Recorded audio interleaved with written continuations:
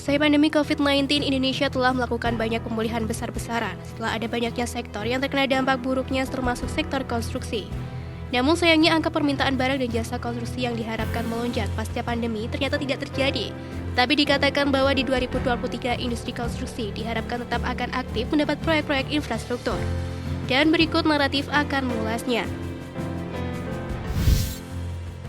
Untuk beberapa waktu ke depan dikatakan oleh Menteri PUPR Basuki Hadi Mulyono bahwa pemerintah akan lebih selektif dalam pembangunan baru, tetapi kebutuhan barang dan jasa konstruksi tentu masih akan tetap terhitung besar.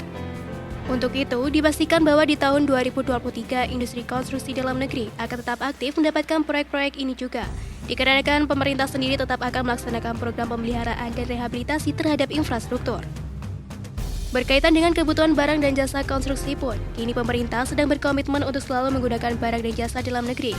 Dalam setiap proyek bahkan dikatakan bahwa pemerintah tidak lagi memberikan toleransi terhadap penggunaan barang impor untuk keperluan konstruksi di dalam negeri. Adapun hal ini juga sejalan dengan perintah dari Presiden Jokowi. Dalam acara Infrastruktur Connect 2022, Menteri Basuki mengatakan terkait APBN bahwa dari sekitar 400 triliun rupiah, APBN yang telah dibelanjakan telah didominasi oleh produk-produk dari dalam negeri. Total anggaran Kementerian PUPR yang sekitar 120 triliun rupiah per tiap tahunnya pun, hampir 90% terus dibelanjakan untuk barang-barang dalam negeri. Untuk itu, komitmen pemerintah dalam penggunaan produk dalam negeri ini pun tentu diharapkan bisa mendongkrak atau mendorong industri konstruksi dalam negeri untuk mengembangkan pasarnya. Sementara itu, ada proyek ibu kota baru yakni pembangunan IKN yang dipastikan konstruksinya akan lebih masif di tahun 2023 mendatang. Hal ini pun tentu menjadi peluang besar untuk sektor konstruksi di tahun 2023.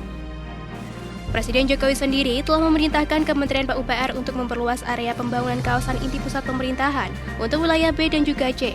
Juga melalui Peraturan Presiden Nomor 120 Tahun 2022 telah diberikan perintah khusus kepada Kementerian PUPR untuk diadakannya percepatan penyelesaian infrastruktur.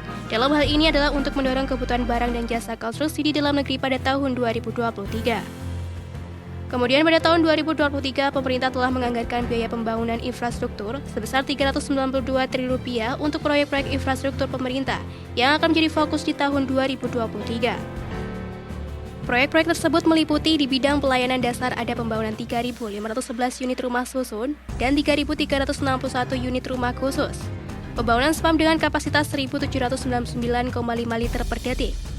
Pembangunan rehabilitasi atau renovasi sarpras pendidikan dasar dan menengah sebanyak 670 unit sekolah.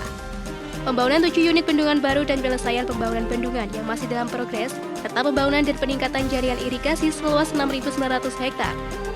Dan rehabilitasi jaringan irigasi seluas 98.700 hektar. Kemudian di bidang konektivitas, ada pembangunan jalan sepanjang 571 km. 522 km jalan baru, dan 49 km jalan bebas hambatan. Pembangunan jembatan sepanjang 15.943 meter, jembatan baru 13.684 meter. Kemudian ada flyover atau underpass atau terowongan sepanjang 2.259 meter. Pembangunan panjang jalur kereta api sepanjang 6.627 km spurs, serta pembangunan bandara baru di 6 lokasi. Selanjutnya di bidang energi dan ketenaga listrikan, ada pipa transmisi gas bumi Cirebon Semarang tahap 1. Dengan luas Semarang Batang sepanjang 62,4 km.